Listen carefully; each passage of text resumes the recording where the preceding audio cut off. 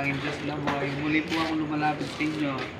At meron na naman po ang bata na ilalapit sa inyo. Naway, bibigyan mo siya ng pagkalingan at kalakasan at katalinuhan upang makapagtapos siya ng pag-aaral. Huwag mo siyang pahintulutin na mabarkada, mauna ni pag-audition niya, Panginoon. Ako may nananalig na nanampalataya sa inyo. Tutulungan po sila aming Panginoon. Ako makapagpapaaral sa kanila aming Panginoon hanggang makatapos sila. Naway, gusto ko lang sa kanila na makapagtapos sila.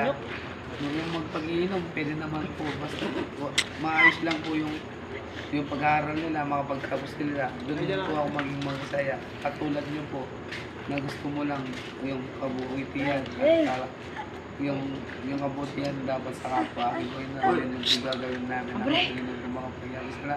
Ang Diyos na buhay. Ikaw na po yung bahalang mag-ingat sa bagay ito. In the Jesus name, Amen. Amen, amen, amen, amen.